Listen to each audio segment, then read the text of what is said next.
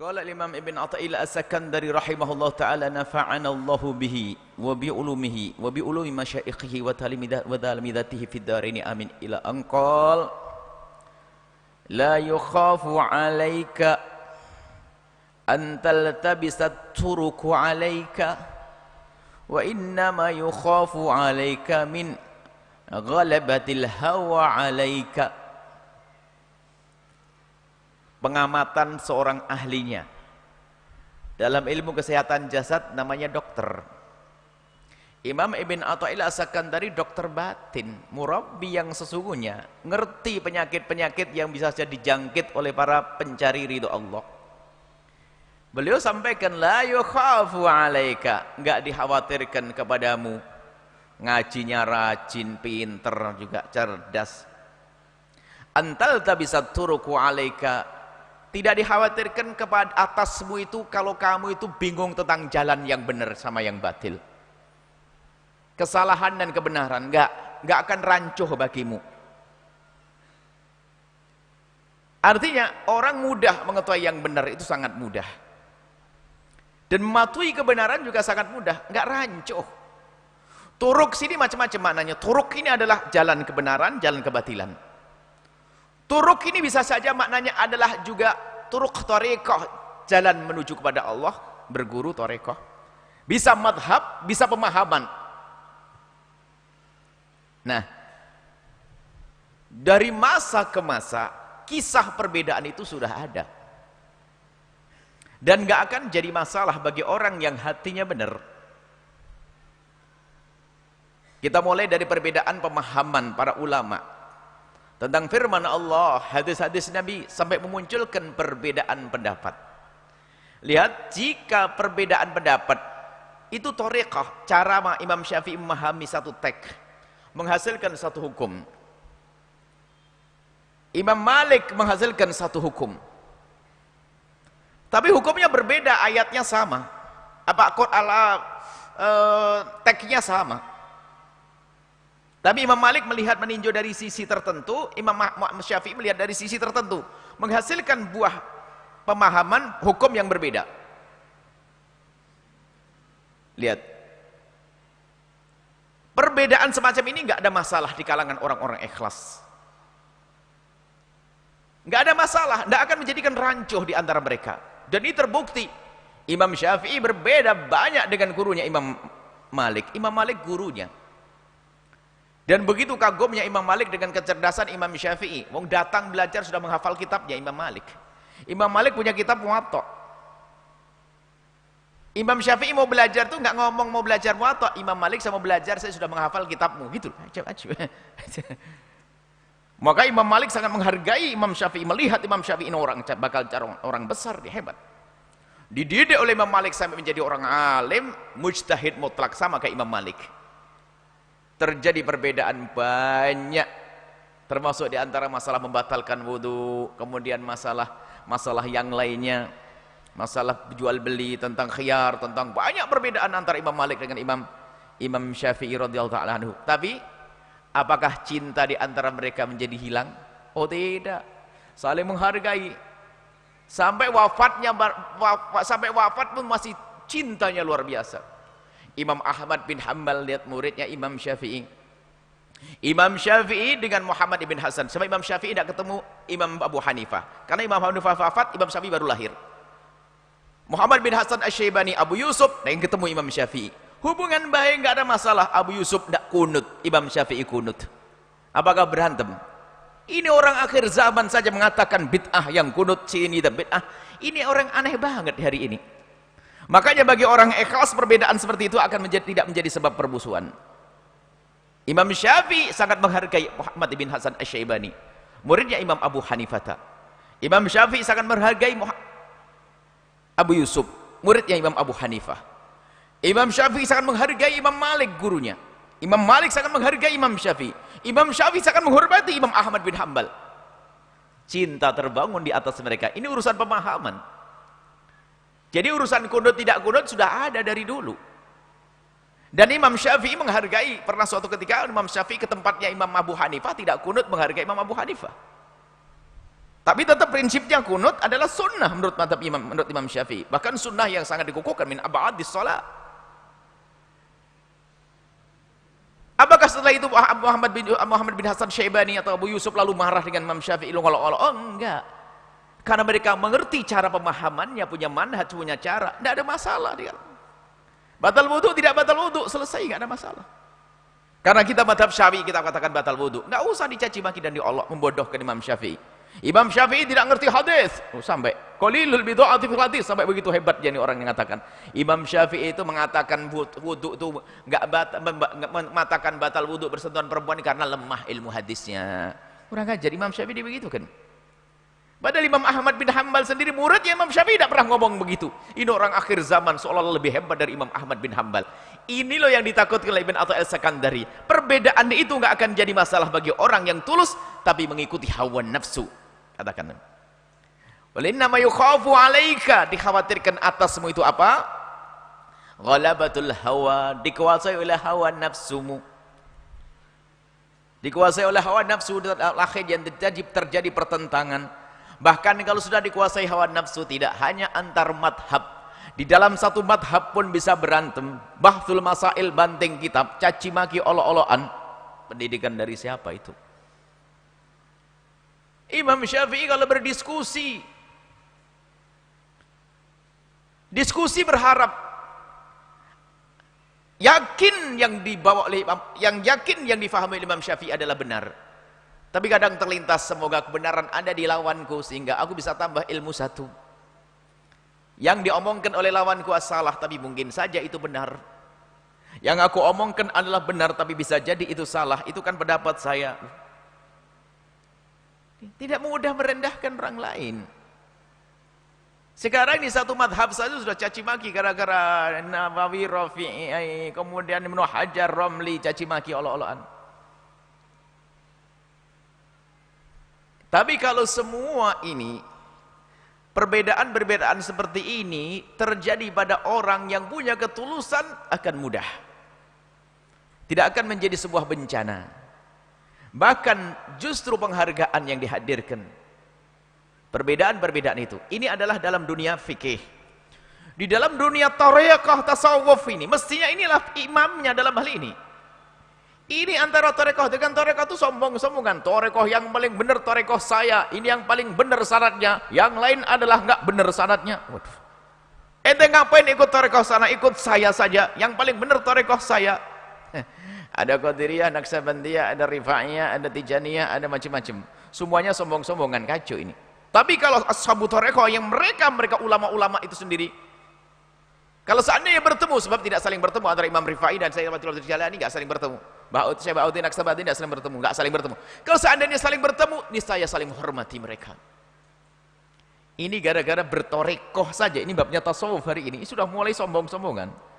Tasawuf ini tarekoh paling hebat. Kalau sudah mulai sombong paling nggak hebat itu.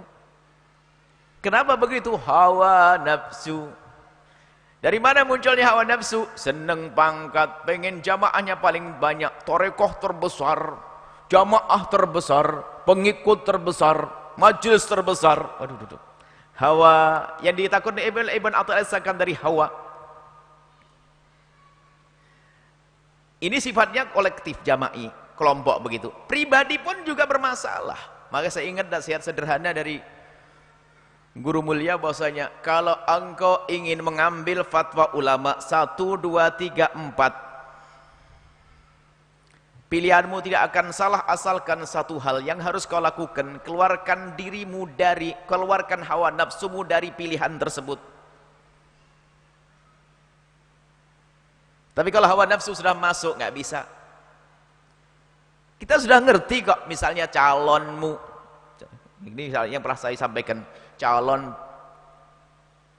tidak ngomong calon pasangan, calon pemimpin misalnya, ini biasa kami sebutkan, nasihat terakhir bahasanya kalau ingin calon pemimpin, lihat, dia orangnya benar, baik, dan seterusnya. Setelah itu, kalau engkau memilih orang yang sudah kau ijtihadi, dia bakal baik menurutmu, menurut pandanganmu, pengamatanmu, yang kau ketahui bahasanya si fulan pantas aku angkat jadi pemimpin. Itu pun belum selamat ijtihad begitu. Kita sudah mengirim orang untuk mengetahui keadaan dia, pengen tahu perjalanan hidupnya kayak apa dia, sampai tahu oke, orang baik. Dia kalau jadi presiden bener deh kayaknya. Itu pun belum cukup. Satu hal lagi yang harus engkau lakukan, apa itu? Keluarkan haddu nafsik, kepentingan hawa nafsumu daripada pilihan tersebut. Makanya kalau masih memilih dia hanya karena diiming-iming pondoknya dibangun, wah ini nggak bisa tulus tuh. Makanya waktu itu ada namanya tim sukses. Ente sesuai dengan saya omongkan enggak ya? Ente pengen apa jadi tim sukses? Karena dia baik atau karena kau pengen diangkat jadi apa nanti? Atau karena duit? Tim suksesnya langsung sakit perut kayaknya kalau begitu. Hah? Tim sukses, Anda tim sukses karena dia baik. Kalau Anda dukung karena dia baik, istimewa. Cuman apakah ada hawa nafsu dalam dirimu atau tidak? Coba, tim sukses, kamu dijanjikan mau jadi apa? Yuk. Ada kasih duit. Baru tim sukses beneran apa? Nggak mengharap yang namanya gaji, nggak mengharap namanya takhta, mengharap ada perubahan. Kalau pejuang-pejuang seperti itu mah hebat. Nggak pakai 50.000 untuk jadi kubu. Hawa nafsu. Makanya ustadz pun akan berubah. Jalan bener itu sudah jelas. Cuma hawa nafsu karena pengen ganti mobil. Macam-macam hawa nafsu. Pengen pondoknya dianggap megah. Jadi kemegahan di dunia saja. Lalu dia melanggar hukum. Makanya betul kata Ibn Atta As-Sakandari, kalau pemahaman nggak susah, orang ngerti mana hak mana batil begitu mudahnya. Tapi yang repot adalah ngikuti hawa nafsunya, dikalahkan oleh hawa nafsunya. Sangat mudah. Bahkan orang yang paling ahli maksiat sekalipun dia bisa membedakan kok. Tanyakan kepada pemabuk itu, mabuk itu baik atau tidak? Dia ngomong enggak. Kok mabuk? Saya senang. Mabuk baik enggak? Coba. Baik. Anakmu yang kecil kasih mabuk boleh? Jangan dong, begitu. Mesti bilang gitu. Enggak mau dia. Zina. Jelek apa baik? Kalau dia ngomong baik, anakmu yang baru, anakmu dizinai, ibu dizinai. Oh enggak mau dia. Sebetulnya ngerti dia, cuman di saat orang dikuasai oleh hawa nafsunya, maka menjadi berubah. Yang hak jadi batil, yang batil jadi hak. Makanya ilmu tasawuf ini ilmu memerangi hawa nafsu. Memerangi hawa nafsu ini, hawa nafsu ini menjelma bermacam-macam model. Sesaat menjadi tahta, sesaat menjadi wanita, sesaat menjadi harta, sesaat menjadi macam-macam. Memangnya kalau ada orang korupsi besar-besaran itu karena dia makannya jadi satu timba gitu? Enggak, tetap satu piring. Lalu kenapa begitu? Istrinya selalu berkata, bang belum ganti mobil sama belum ganti bangun rumah. Itu yang pejabat. Yang kiai pun bisa ngarap duit pondok itu. Karena istrinya sering bilang, anting saya hilang satu, gaun saya harus ganti. Masya Allah. Jadi saya kalau bicara kejahatan jangan hanya dihantamkan kepada pejabat ya. Ustadz pun juga ada yang jahat asalkan kalau dia tidak menjaga hawa nafsu, tidak memerangi hawa nafsunya. Jadi semua mungkin dari kita. Dan termasuk hawa nafsu yang luar biasa dahsyat itu apa? Menjelma di balik penilaian kita kepada orang lain. Bisanya jelekin orang, tidak bisa ngoreksi dirinya sendiri. Itu adalah hawa nafsu yang luar biasa. Makanya kalau sudah ustadz yang dikritiki pejabat terus, ustadz itu ngeritik ustadz seharusnya. Ngeritik dirinya sendiri maksudnya. Naqdud dzati. Ngeritik dirinya sendiri, perilakunya. Karena semua sadar kalau dia bisa bersalah kok. Bohong kalau sudah nggak punya hawa nafsu, kalau sudah jadi malaikat baru nggak ada hawa nafsu. Kita semua punya hawa nafsu. Bahkan wali kutub sekalipun punya hawa nafsu kok. Cuman kehebatan mereka adalah memerangi hawa nafsu tersebut. Kalau mereka tidak punya hawa nafsu, nggak akan bisa menjadi wali kutub. Tidak akan menjadi wali pangkat tertinggi kecuali karena hawa nafsunya. Hawa nafsunya besar, diperangi, menang, maka dia menjadi wali. Kalau nggak punya hawa nafsu, nggak akan jadi wali. Nggak akan jadi orang besar. Maka pangkatnya manusia adalah di saat memerangi hawa nafsunya.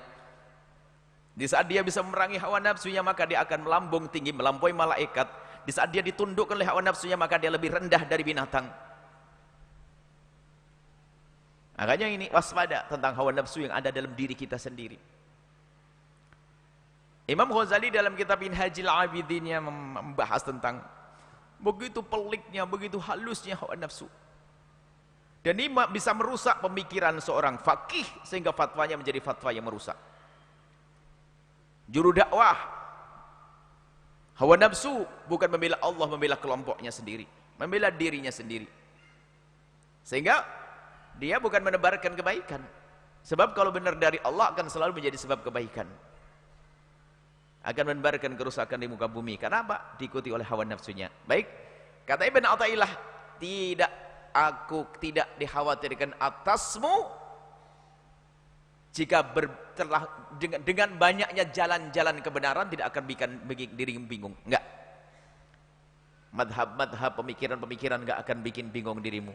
Yang membuat bingung dirimu adalah di saat dirimu sudah dikuasai oleh hawa nafsu.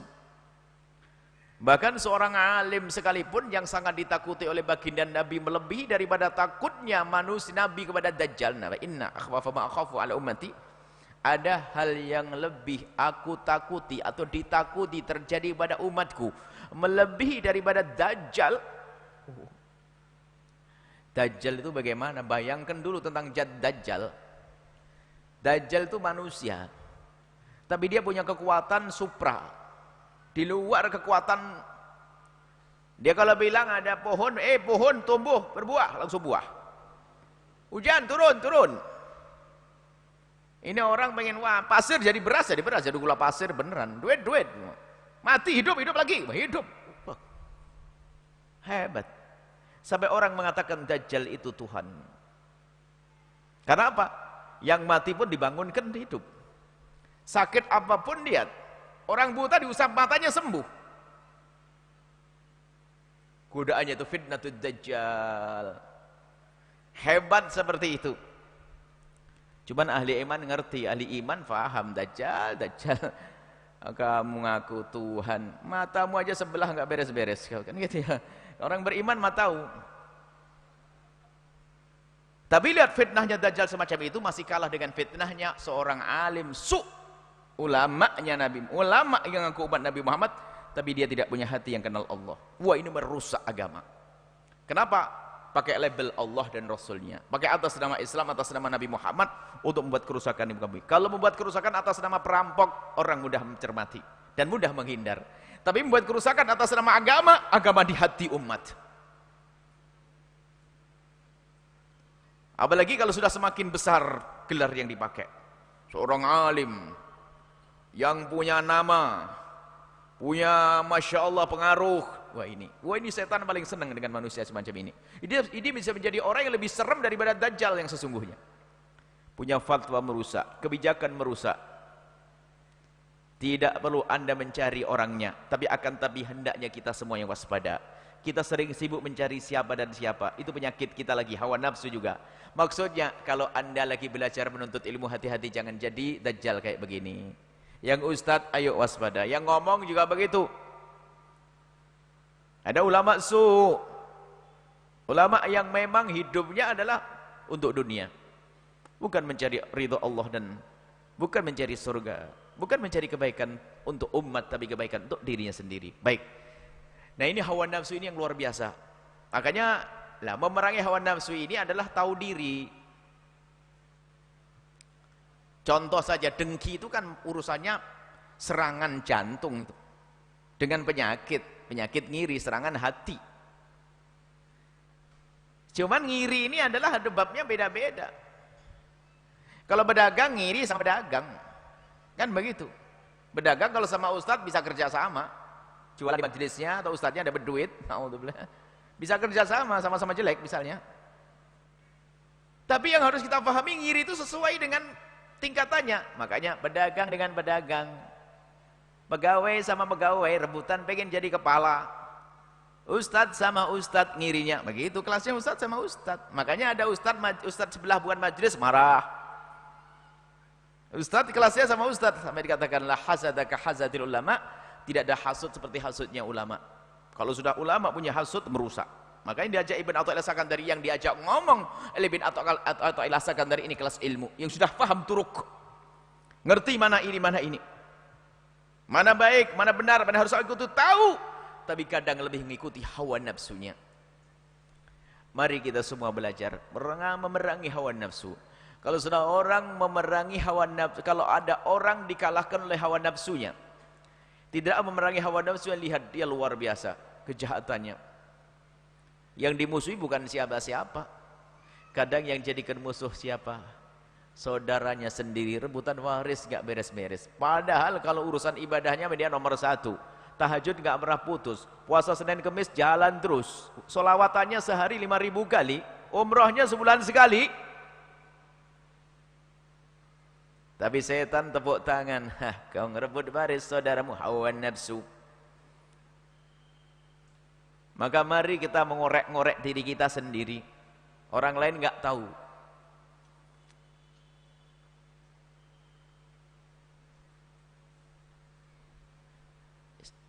Istrinya lagi nggak enak badan di rumah, anaknya sudah pada mondok, istrinya sakit, bang, nggak usah ngaji bang, temani saya. Oh enggak, ini imunnya, ilmu, manfaat, nanti tidak dapat ilmu kalau ngaji. Hawa nafsu ngajinya pak ini. Karena istrinya perlu ditemani di rumah, dia sakit. Hati-hati hawa nafsu. Ibunya sakit minta ditemani di rumahnya, masih ngaji. Hawa nafsu. Nggak boleh mengikuti hawa nafsu, itu nggak boleh. Apalagi ibu-ibu sudah suaminya bilang, ma, umi nggak usah berangkat, saya lagi nggak enak badan, kok malah pergi perempuannya ngaji pengajian. Wah, perempuan hawa nafsu itu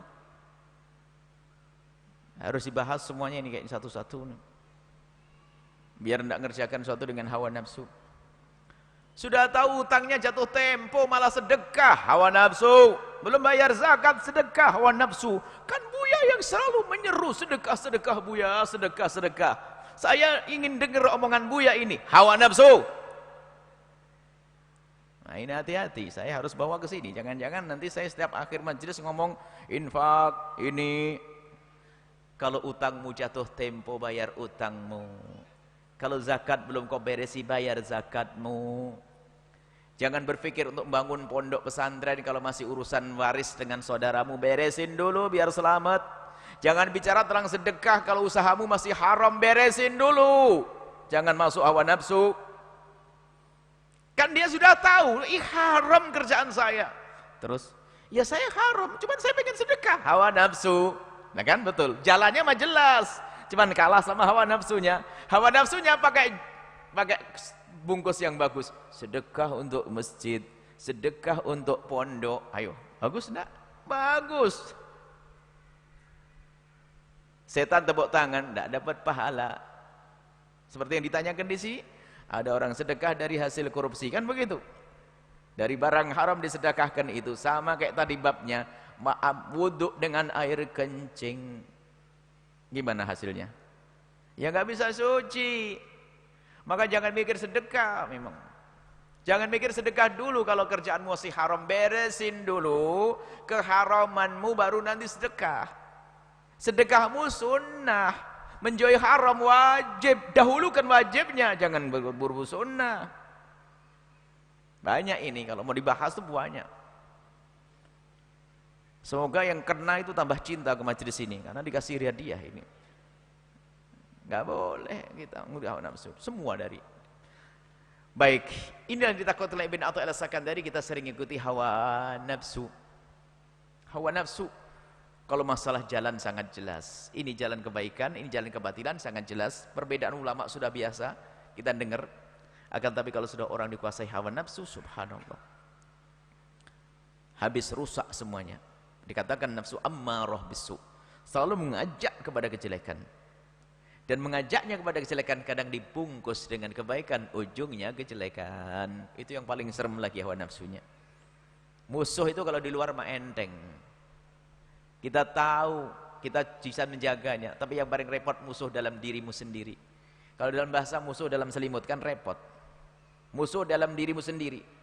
Musuh kalau dalam rumah kita sendiri susah.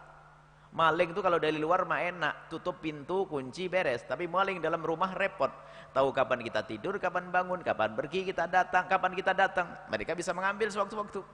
Sama dalam diri kita juga begitu. Makanya suatu ketika ada orang datang ke Rasulullah. Ya Rasulullah, amalan apa yang paling baik untukku? Dijawab oleh Rasulullah, sedekah. Ada orang lagi datang, ya Rasulullah, amalan apa yang terbaik untukku? Nabi menjawab, birrul walidain, bakti ke orang tua. Ada lagi yang tanya, ya Rasulullah, amal apa yang paling baik untukku? Dijawab oleh Rasulullah, jihad. Sahabat yang ada di dalam ini lihat orang gonta-ganti, orangnya gonta-ganti, pertanyaan sama, jawabannya beda. Orangnya pada pergi, lalu sahabat yang ada tanya, ya Rasulullah, ada 3 model manusia bertanya dengan pertanyaan yang sama, tapi kenapa jawabannya kok beda? Urusannya dengan hawa nafsu. Yang dibilang amalan paling baik untukmu adalah sedekah. Kenapa? Dia orang yang paling pelit. Orang paling pelit itu paling senang puasa. Repot. Bukan puasa, itu pelit. Sedekah, jangan puasa. Wong dia orang pelit suruh puasa. Seanaknya keluarga diajak puasa nanti. Nah, kalau orang pelit jangan puasa. Orang pelit sedekah. Yang satu lagi apa? Dia jago ibadah. Jago juga sedekah, tapi dia lupa. Ibunya nggak diperhatikan. Ibadah terbaik untukmu apa? Berbakti ke orang tua. Yang ketiga apa ya Rasulullah? Yang ketiga itu setiap ada seruan perang dia sembunyi. Dia. Kalau urusan ibadah hebat dia. Tapi urusan perang. Makanya ini urusan hawa nafsu. Masing-masing dari kita bagaimana hawa nafsu. Kalau orang belit maka hendaknya sedekah. Kalau orang rajin malas bangun malam, perangi hawa nafsu. Saya harus bangun malam. Al khair kul khair fi mukhalafatil hawa. Segala kebaikan adalah di saat kita bisa melawan hawa nafsu kita. Hawa nafsu kita. Baik. Kalau sudah orang biasa memerangi hawa nafsu, akan tertunduk. Nafsu itu kan ada tingkatan-tingkatan. Hawa itu ada nafsu ammarah. Pada dasarnya dalam diri kita ada nafsu ammarah. Jangan berkata, aku sudah enggak punya hawa nafsu yang merusak. Nggak boleh. Nafsu itu ammarah, selalu mengajak kepada kejelekan. Kemudian para ulama menjelaskan dalam Al-Quran disebutkan tentang setelah ammarah ada namanya lawamah. Nah inilah Anda harus masuk tingkat kedua, lawamah. Harus Anda tuduh hawa nafsu. Anda mau sedekah, sedekah. Mau sedekah, awas hati-hati. Jangan sampai sedekahmu nggak dapat pahala. Pertama harus ikhlas ya, hawa nafsu. Rizki yang halal bersih, benar ya. Jangan sampai ada yang lebih butuh tapi tidak mendapatkannya. Ngerti prioritas. Mikir dia hawa nafsu, baru sedekah dia. Mau sedekah pun jangan sampai salah sedekah. Mau ibadah, lihat. Jadi setiap ibadah dicermati dia. Dituduh hawa nafsunya, jangan sampai ini adalah ajakan daripada hawa nafsunya. Setelah terus biasa begitu lawamah, maka yang namanya hawa nafsu jadi tenang. Namanya mutmainnah. Diajak ibadah, ya ibadah sudah normal. Ini benar ibadah yang sah. Ngaji suaminya ridho, istrinya juga nggak ada masalah di rumah. Ya enak menikmati di perjalanan dakwanya. Umroh pun juga bersih, rizki halal. Karena ada orang rajin umroh keluarga, tapi sumbangan ke masjid cuma 20.000. Nah ada ini model tuh. Umroh bolak-balik sama keluarganya, umroh keluarga, tren umroh keluarga. Masjidnya mau roboh di sebelahnya minta sumbangan. Ya insya Allah nanti saya bantu, insya Allah datang. Wah seneng. Gimana nggak seneng panitianya dijanjikan oleh orang yang setiap tahun keluarganya umroh bersama. Dating Masya Allah dikasih amplop.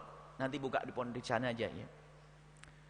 20.000. Nah ini hawa nafsunya Masya Allah, umrohnya umroh hawa nafsu. Kalau masalah banyak. Ada orang kaya ngumrohkan karyawannya, hawa nafsu. Karena apa? Karyawannya belum tentu nyaman diumrohkan. Kenapa? Karena dia masih punya utang banyak, kos-kosannya belum dibayar. Bahkan mungkin ibunya sakit, akhirnya dia berangkat umroh ngenes kepikiran, aku umroh ibuku sakit, aku umroh punya utang. Biar Anda orang kaya jangan atur kalau mau berbuat baik. Tanyakan kepada karyawanmu, hei karyawanku, ada jatah umroh untukmu. Kalau kau pakai umroh silakan, tapi kalau ada yang lebih penting ambil. Itu ngumrohin pakai hawa nafsu. Memang betul kalau ngumrohin karyawannya sampai di sana kayak raja, bisa perintah sana sini. Hawa nafsu. Ini banyak yang harus dibongkar begini nih. Ini nggak ada, Anda tidak boleh mencari orang. Ini berandai-andai saja. Kalau tiba-tiba Anda jadi bos bisa saja ada masuk hawa nafsu. Begitu umroh, belum tentu. Subhanallah. Baik, betul. Makanya betul kata Ibn Tasakan tadi. Yang bikin masalah itu hawa nafsu tadi. Kalau kebenaran. Siapa yang ngerti sedekah baik, umrah baik, sholat malam baik, tahajud, puasa baik. Cuman kadang-kadang ibadah kita nuruti hawa nafsu. Nuruti hawa nafsu tadi. Bukan nuruti permintaan Allah. Dia rajin sedekah betul, sedekah rajin. Salat subuh enggak. Kenapa sedekah? Karena sudah terlanjur di kampungnya dia disebut sebagai seorang yang dermawan, maka gelar ini akan dipertahankan sampai mati. Oh. Dan subhanallah, semoga Allah menjauhkan kita dari tertipu oleh hawa nafsu kita. Ikhlas semuanya. Dan diberi kesempatan kita untuk bermacam-macam amal baik. Ada seruan sedekah kita dijadikan ahlinya. Ada seruan umrah kita umrah. Bangun malam kita jadi ahlinya. Puasa ahlinya. Kita minta, ingin seperti itu. Ingin diberi oleh Allah kesempatan untuk berbuat baik, bermacam-macam kebaikan. Tanpa menuruti dan mengikuti hawa nafsunya. Wallahu a'lam bissawab.